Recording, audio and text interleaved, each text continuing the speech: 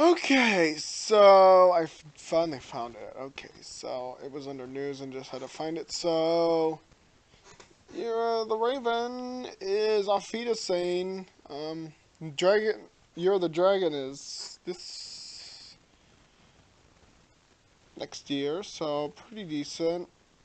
Hall of Fame, they usually do this every cycle. Usually add just pretty disgusting cards to the gosh dang, Hall of Fame every year, so. Naturalized, yeah. I mean, card's been pretty decent. I mean, especially since, it's like a one mana, destroy a minion, You can destroy a Deathwing for one mana, like, oof. Doomguard, yeah. Doomguard has been pretty cancerous, I will admit. It's just a little late for the Doomguard to finally rotate out, though.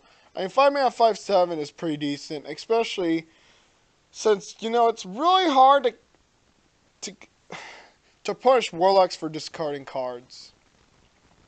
Because, Warlock does have the mechanics where they can deal with discarded cards.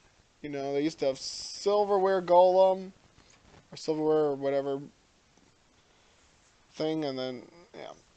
Then they have the 5 mana, add a random minion or add a random card that you discard to your hand and stuff, so. And we saw Carnivorous Cube and all that, like the cube lock and all that garbage, darkness rises, who dare summons me, where, they could where Warlock could summon a gosh dang Doomguard for free from their deck or from their hand, all they had to do is play the weapon, and then, they have a 5 mana 5/7, like, even like gosh dang lackeys, really hard to deal with them. And then, you Carnivorous Cube, and they like, Dark Pact that, that's 10 damage to your face, and you still have to deal with 5/7s. Divine Favor, we've been seeing that awful lot, especially in Baku, but since Baku's rotating out, it's not too bad. We'll probably see some aggro Paladins, but the only way Paladins would actually stay in the game is by just having Divine Favor. It's pretty much like a win more card. And yeah, those are some, and then Baku and Greyman are heading to the Hall of Fame also. Greyman wasn't necessarily too bad. Baku was just overall just kicked you in the nuts. It would take. You couldn't freaking kill a gosh dang warrior. You couldn't deal with a gosh dang Paladin's board. Rogue, you couldn't get freaking control of the board. It's just.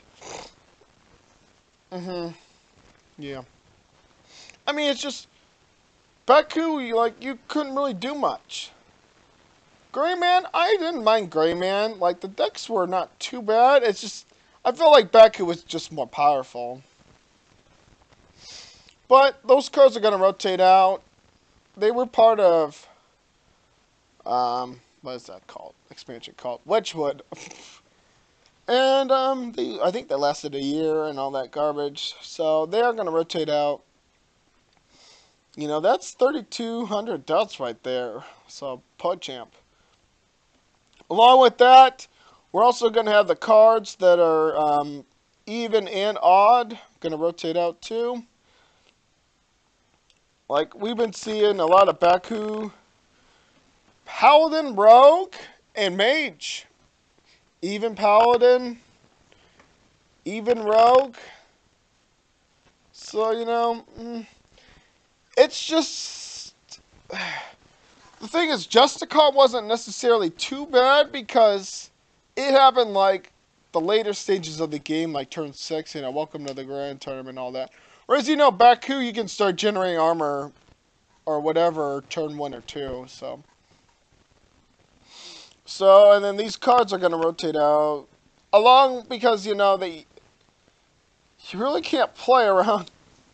These cards were designed to be used in Baku and Greyman decks. But, all these, rip, and pepperonis. Solo adventure content, yes. So I'm not sure exactly how this works. I did see the video that they said they are going to release more PvE content, which I'm all for, but what I'm afraid is that they're going to have I what I feel like they're going to do is add PvE content, which is nice, but I think they're also going to have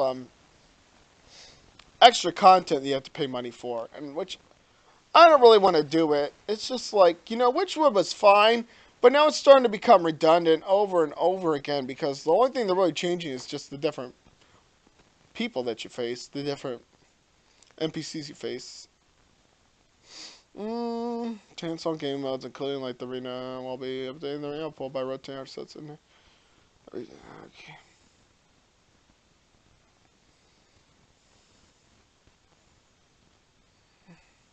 What?